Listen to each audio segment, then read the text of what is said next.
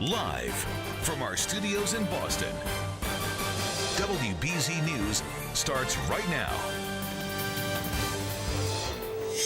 We begin with breaking news in Boston. Good evening, I'm Kandace Redd. Thanks for joining us. Fire and water crews are at the McCormick office building where a burst sprinkler pipe has flooded several streets. Let's go straight to Paul Burden, live along Cambridge Street. Bowdoin Street is completely shut down, as well as part of Cambridge Street. And here are some tips from the city of Boston to deal with frozen pipes at your house. 1, leave cabinet doors open to allow heat to get in, and let faucets drip to prevent the pipes from freezing. And if your pipes do freeze, you could use warm towels or even a hairdryer to unfreeze the pipes. Newton firefighters out in the cold this evening battling this fire. It's on Newtonville Avenue, just south of the Pike. The 3-alarm fire started shortly after 4 in a 3-story home. They're the most significant changes in 50 years. Coming up tonight, new strict rules for airline pilots just went into effect today. Emergency landing. More on the small plane that went down this afternoon on a busy expressway. Now, police haven't made any arrests or named any suspects at this time. For WBZ News, I'm Kandace Redd.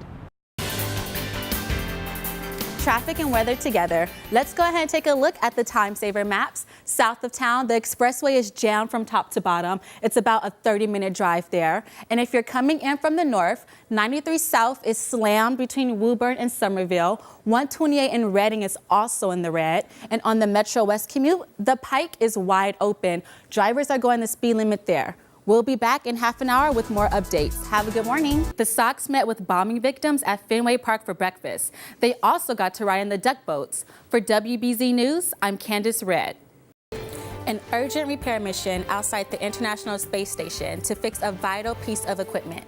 Good evening, I'm Kandace Redd. The spacewalk was a success, and the astronauts are back safely inside the ISS. Just in tonight, Wendy Gillette explains this puts the crew in a pretty good position to finish the job early.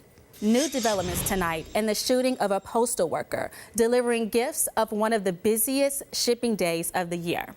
The Postal Service is now offering $50,000 reward to find the person who attacked the man. A jury ruled that concert promoter AEG Live was not responsible for Michael Jackson's death. Jackson's mother sued AEG for $1.5 billion. And that's a look back at this year in entertainment. For WBZ News, I'm Kandace Redd.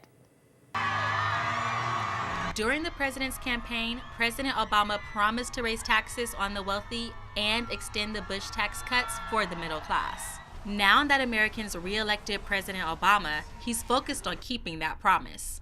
In a news conference, the president told Republicans taxes must be raised on the wealthy for a budget deal to be reached. What would violate my commitment to voters is if I ended up agreeing to a plan that put more of the burden on middle-class families and less of a burden on the wealthy in an effort to reduce our deficit. Republican House Speaker John Boehner says Democrats are to blame if a deal isn't reached. Despite the claims that the president supports a balanced approach, the Democrats have yet to get serious about real spending cuts. If a budget deal isn't reached between congressional leaders, more than $600 billion of tax increases and spending cuts will go into effect starting January 1st. This would cause yet another recession.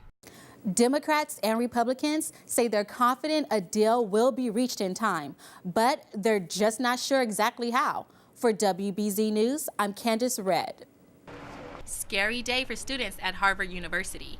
State police, bomb squad, and police dogs were searching for explosives at the Ivy League school. No one had any idea what was going on. I left all my stuff in there, so I'm kind of freaking out about that. And all of a sudden the yard's closed off.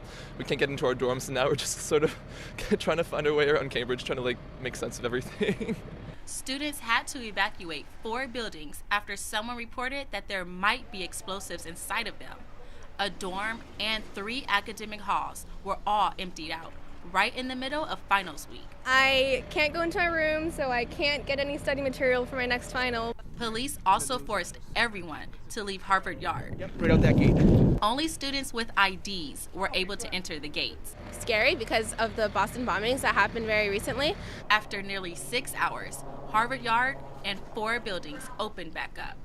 Police did not find any explosives. Administrators were now struggling to reschedule exams. Harvard's newspaper editor says he's never seen a hoax quite like this. Certainly, hoax has been thrown around by certain folks, and they are not proceeding with any sense that that is the case, and I think they're dealing with it in sort of full severity and seriousness.